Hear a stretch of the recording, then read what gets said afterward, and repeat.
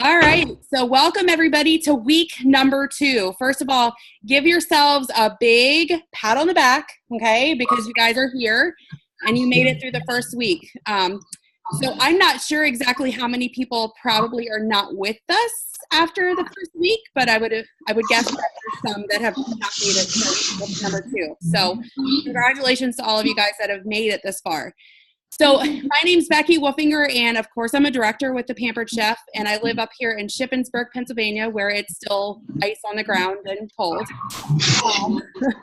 A little bit about myself. So I have been with Pampered Chef now for almost 7 years. I have been a director for 5.5 of the 7 years. I have been an elite seller, an excellence earner, and a trip earner for the last 5 of 6.5 years. So take it past the business, and all the craziness really starts in my house, where I'm the mom of 4 kids. They're ages 20, 18, 10, and 8. And then, of course, I have the 5th kid, which is the husband, right? Can you guys all, sympathize with that for a second? Okay. So really, that's my story in a nutshell. I started Pampered Chef at a time where I really didn't need extra income, but I really needed fun in my life. I had a super, super duper stressful job of 10 years. And I really was just looking for a way to have an outlet. So I started Pampered Chef, was great.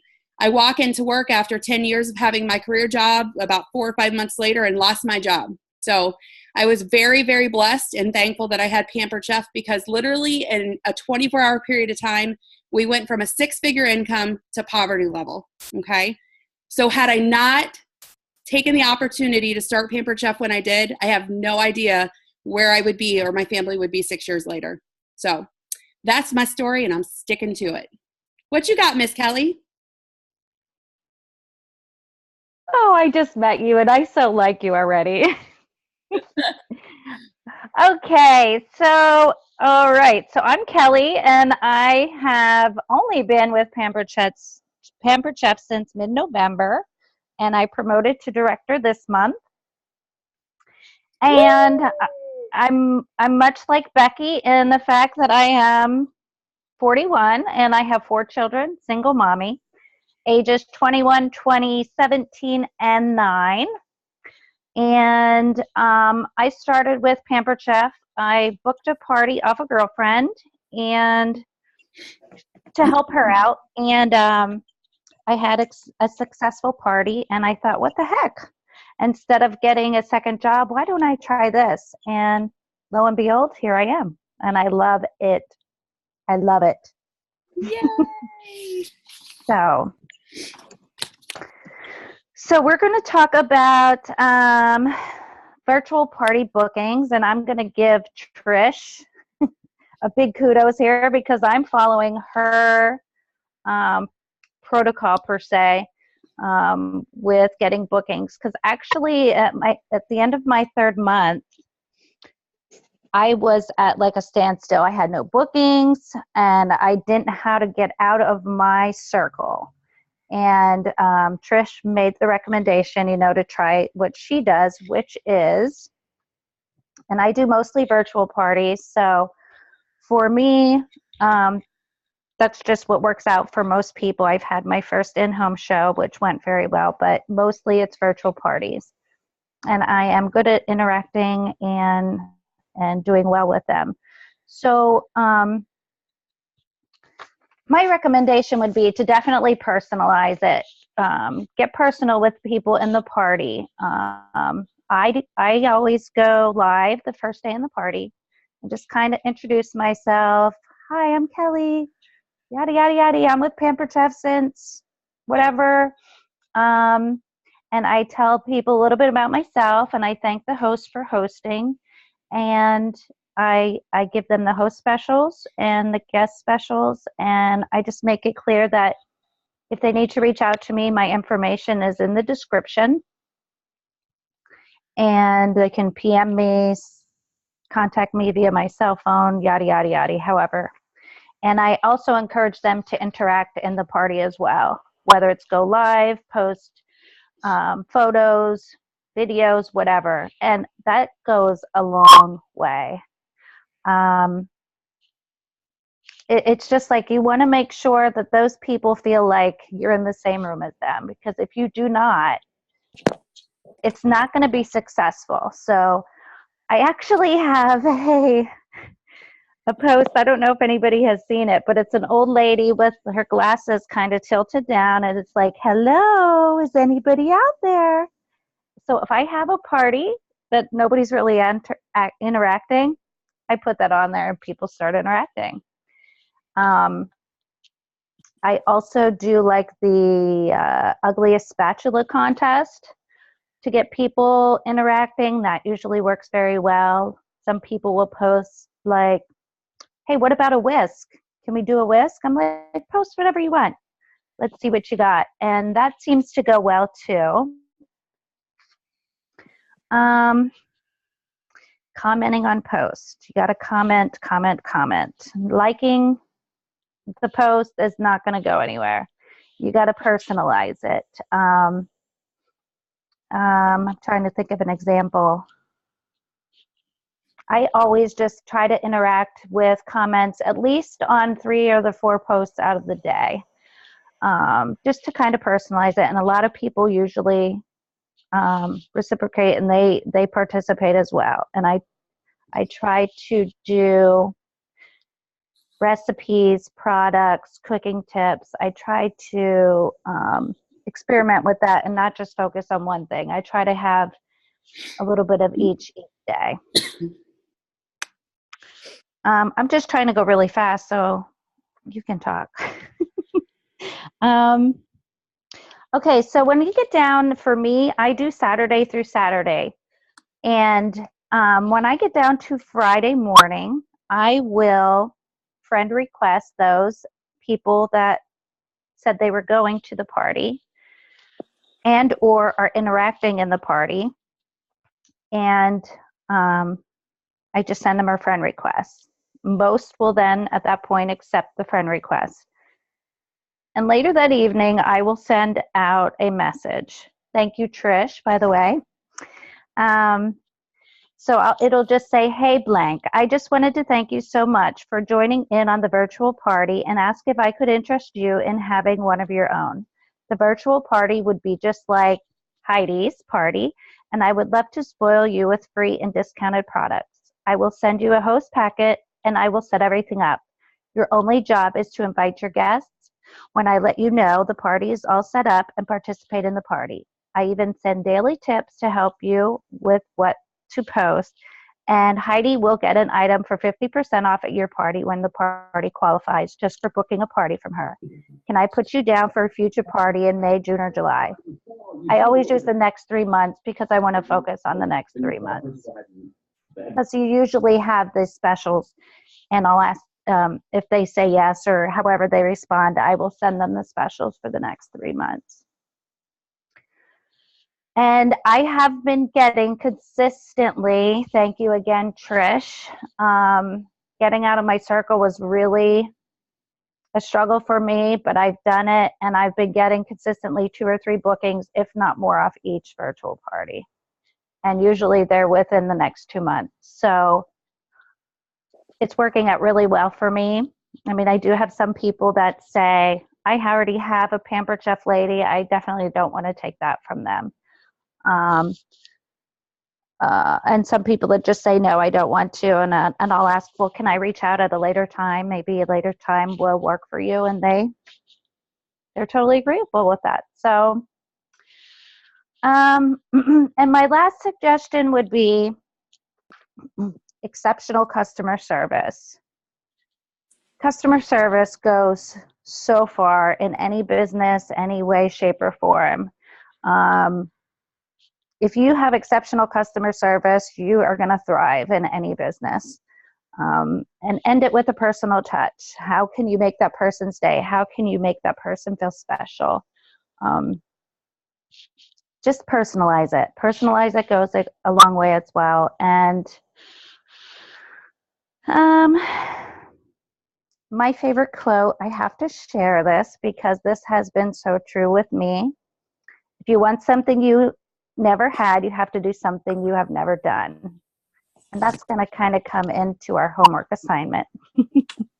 So, but it is very true. It's scary to kind of get out of your comfort zone. But once you do it and you see the results, it's amazing. It's a great feeling. And you're like, wow, that wasn't so bad. But it's just having the confidence to do it. And once you do it, you will gain confidence. And you will be successful. That's all I have. Okay, awesome. Thanks, Kelli. All right, You're so welcome. we're going to kind of dive further into bookings. And I want you guys to know that the tips that I'm getting ready to give you guys can be done both as a virtual consultant and as a cooking show consultant. Okay, so I hope you guys have pen and paper and are ready to write. Okay, so I have lots of notes. So if I'm looking away, it's because I'm reading, because I can't keep it all in this menopausal brain. Okay, so here's my top 5 ideas for you guys. So it's time to get serious for a second. So I know you guys were all probably expecting to come on here tonight, and me and Kelli were going to wave this magic wand, and all of a sudden bookings were going to appear on your calendar, right? Was anybody hoping that?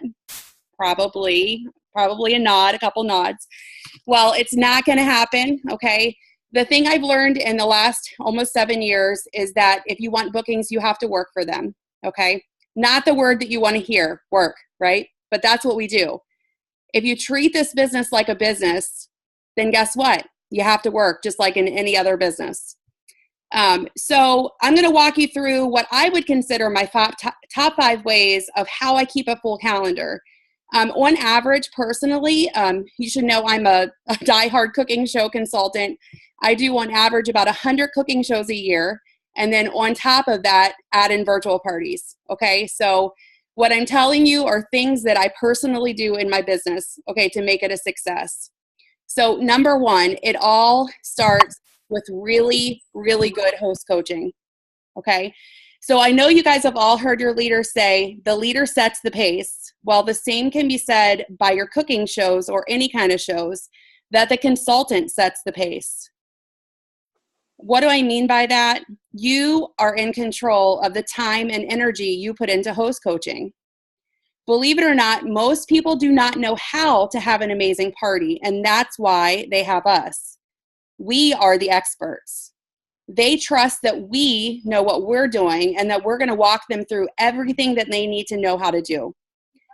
So if we walk into a room and there's only 3 people in the room, or let's say you're doing a virtual party and only 1 or 2 people are participating, then it's time for self-reflection, okay? It's time to evaluate your system and see what you are doing, what you're not doing, or what you used to do that you no longer do. Because trust me, we all go through things like that. You know, oh my gosh, I used to do this and I did such a great job. Why did I stop doing it? I know you guys have probably heard it 1,000 times, but you make all of your money in host coaching and you pick up the paycheck at the show. And again, that's at a cooking show or in a virtual party. The time and energy you put into creating an experience for your hosts and guests will yield you lots of things. Number 1, attendance. Number 2, sales. And number 3, most importantly, bookings and recruit leads. Everything we do in this business is a numbers game. If you have low attendance, you most likely will have low bookings. So I want you guys to write this down. Host coaching equals people, which equals bookings. It's a simple formula, but it's the formula to success, because it all starts with the amount of people you have attending, whether in a virtual setting or in a cooking show setting.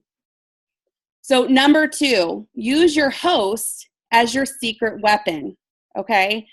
So if you have done a really good job at host coaching, not only are you going to have rockin' show, but you're also going to have built a relationship, or what I like to call my secret weapon.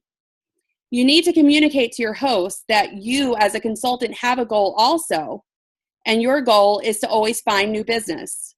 You would love for her to help you get 3 bookings from her show.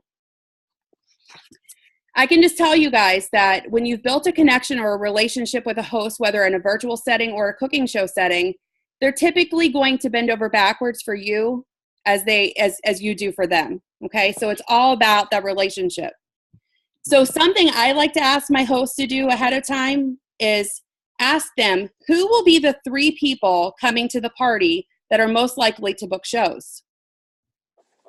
So something else I like to do, if you're doing cooking shows and you use name tags, you could have that host, instead of you being the right one writing the names of the people that are coming in, have the host write the names of the people as they're coming in. Have them put a little star on the name tag for the 3 people that they think are most likely to book shows, okay? Don't talk about it. Don't announce it. Don't even, if anybody asks what the star is, just say, oh, I'll tell you guys later, okay? So then later on, when you're doing your wrap up, you can say these words. And you want to make it fun because, again, a show is all about fun, right? So where was I at? Yep, I went brain dead. Okay, so each of you were given a name tag earlier when you came in, and 3 of you have a star on your name tag. Now, anyone can book a show with me because I'll be glad to add any of you to my schedule. But our host said you were the most likely to host. If all 3 of you book your own show, your host is going to get a gift from me, and so will you. Of course, for them, I do a season's best, right? For the host, I might make it a little, something extra special because, again, it's that connection or the relationship that we've built that I want to honor and respect. So I know you're probably thinking to yourself, well, what if I don't get bookings at my show, right? Well, it's not too late, but you have to change your mindset. If you're okay with not getting bookings from every show, then guess what you're going to get? No bookings from every show. You have to get to the point where you're not okay with accepting 0 bookings. So let's talk about that for a second. So just because the show is ended doesn't mean the show is closed. So the show doesn't close until you say it closes, right? So if your goal is to book shows, I'll challenge you guys to each and every one of you guys to book at least 2 shows from every show. And there's a reason why you want to do that. First of all, you want to replace the show that you just held. And secondly, you want a show to grow with. So you always should be after 2 shows. Now, if you're like me and you're, overachiever, then we go for 3 shows or 4 shows. Hey, Claudia, why not 10 shows, right? You have to be okay with your results. So at that point, if I don't have any bookings, I reiterate with my host that I really need to get 2 bookings from your show, and I really need your help. So remember how I told you in the beginning when we were talking that if anybody books a party from your show, you were going to get a half-price item. So I don't know what your host wish list looks like yet, but I'm sure you're probably not going to be able to get everything on your wish list. So when 2 of your friends book parties, guess what? You have future benefits coming to you because you'll get a half-price item at their party. So when you have a host that, man, I couldn't get everything on my wish list, but now you're telling me I can get 2 more half-price items, they're going to work a little bit harder to help you out. And again, if you built that relationship and that connection with a host, they definitely will work harder for you. Tip number 3, where's the easiest place to book your shows? At your shows, right? How many of you like picking up the phone? Raise your hand if you like picking up the phone. Said no one ever. So when you do have the show or shows on your calendar, they need to be impactful and fun. Why do people book shows from us? They really book shows because of you. Your show opening is extremely important, okay? It needs to basically be a 2-minute commercial on selling yourself. Hey, and guess what? There might be a little bit of homework assignment coming from that later, right, Kelly? So you have to sell yourself first. You are the very first product at any show that you're selling. You, not anyone else, not a rock crack, not anything else. It's you. So do have fun and be yourself, because trust me, people can see when you're trying to be something that you're not. Be you. Do create an experience and not just a party. All right, who do we need to mute? Wow, blew my eardrums out.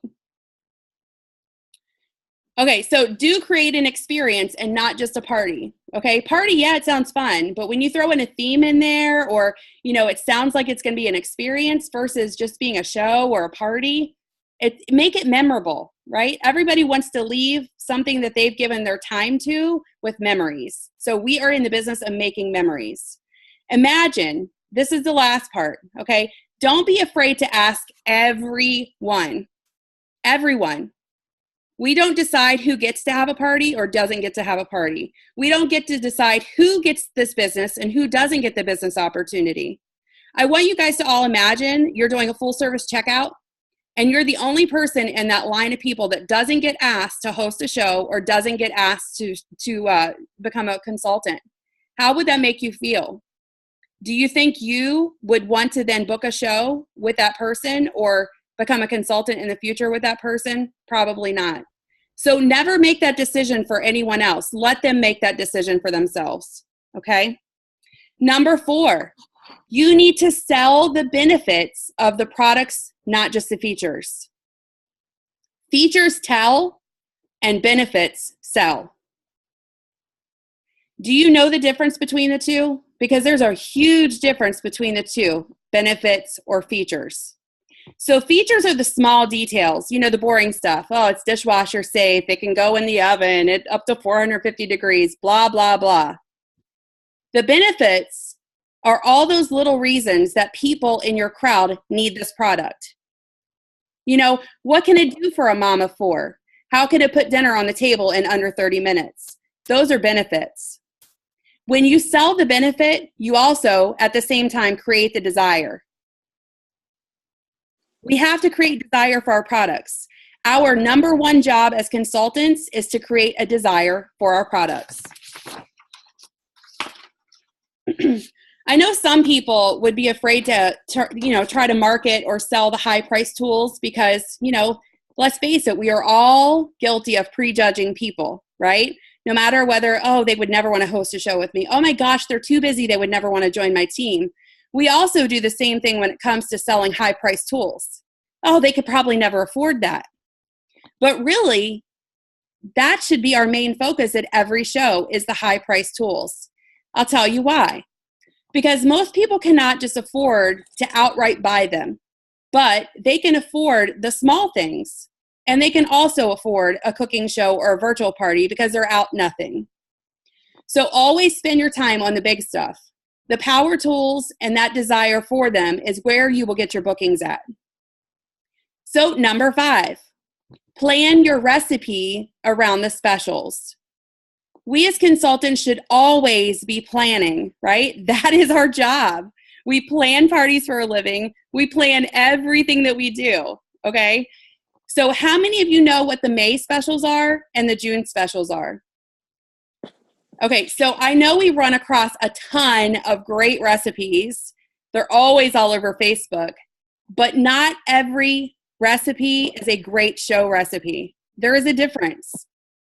A couple of things about what a great show recipe should be. Number 1, it should focus on whatever the special is for the next month. Because let's face it, most of us are trying to fill the next month, right? Or even the current month. And number 2, the other main focus should be about power tools, because power tools are where you're going to get your bookings at. You would never want to say, let's build a show around a brownie pan or a sheet pan or, one of those great products that we all love. Yeah, we love them, but they will not give you bookings because people can afford to buy those. Okay. So you want to focus your show around the things really that are intangible for most people. So with that, Miss Kelly is going to go over homework. Let me screen share because we have a fancy little picture to show you. So you guys can write down your homework. There you go. Thanks, Claudia. You're welcome.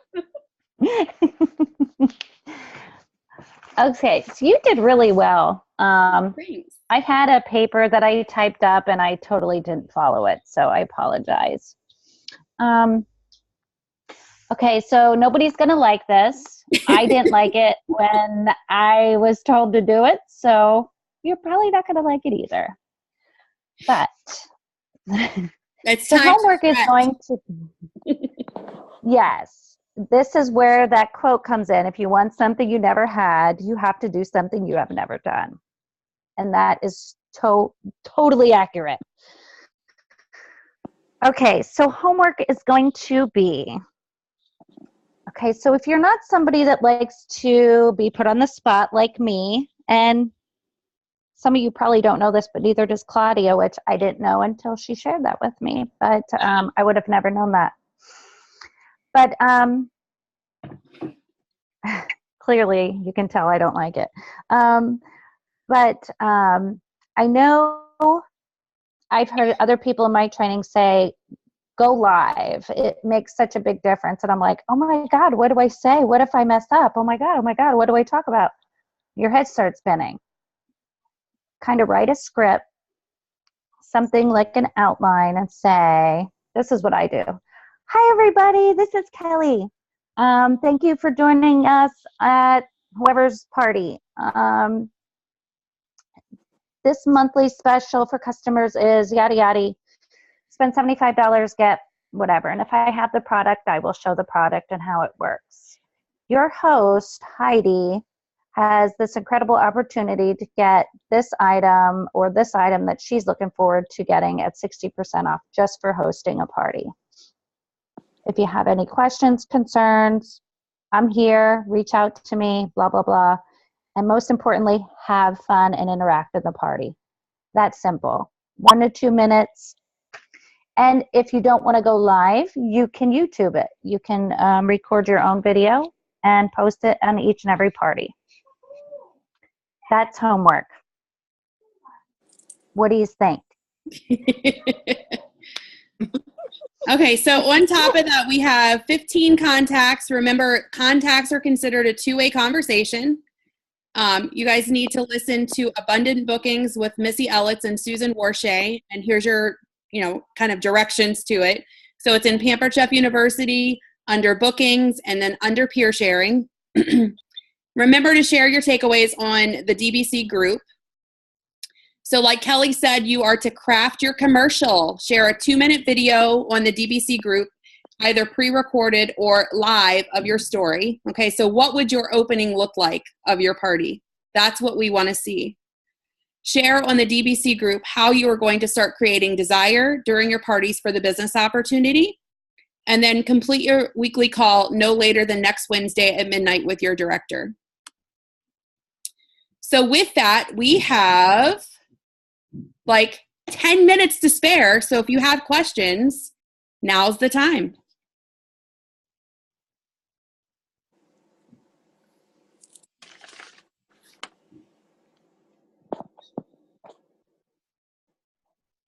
Everybody's good?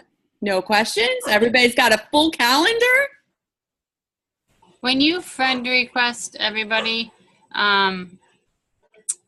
you do even the ones that are going but don't participate at all?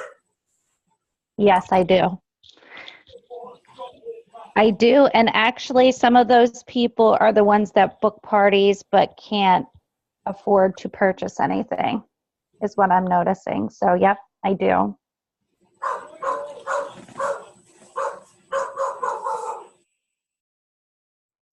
Any other questions? What type of theme?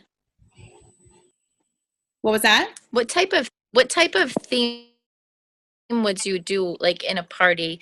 Like I'm doing one next week, but it's somebody's birthday, so I'm doing that. But like you talked about themes. Like what would you maybe do? Is that like the party packs? Is that what you're talking about? If you're in a virtual setting, really this is the part that, we as consultants can really get creative with this. I love the brand new party packs the home office has put together. It used to take me about 10 hours to write a good outline, for my team. I do the outlines for my team.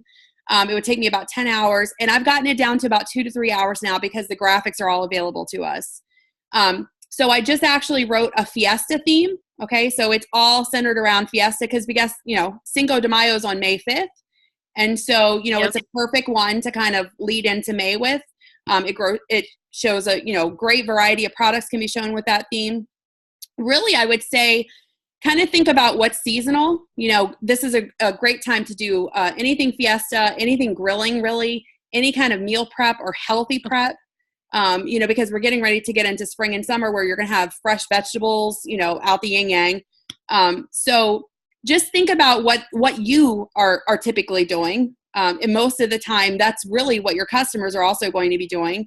I like to be able to offer a choice to my hosts. Okay, so again, whether in a virtual setting or in a cooking show setting, I like to give choice. Some people are more comfortable in the cooking show setting with just sticking to one recipe. Whereas because I want to be able to create an experience and not just a party, I like to let them have that little bit of control as far as what the recipes are going to look like. So I have an Evernote where I have my recipe choices. And again, it's kind of another touch of host coaching built into my Evernote document. And then I also, because going into spring and summer, I do a ton of outdoor grilling shows. So I have a separate Evernote that's got all of my grilling recipes in it. So I can actually post those so you guys can see those later. I'll post those on the DBC group so you guys can get an idea of what I like to do. Again, the beauty of this business is that we can take something that somebody does and create it, into our own, So I think the biggest thing is, though, creating an experience. Create an experience, not just a party. That's what I found to be successful. Yeah. Okay. Any other questions, girls?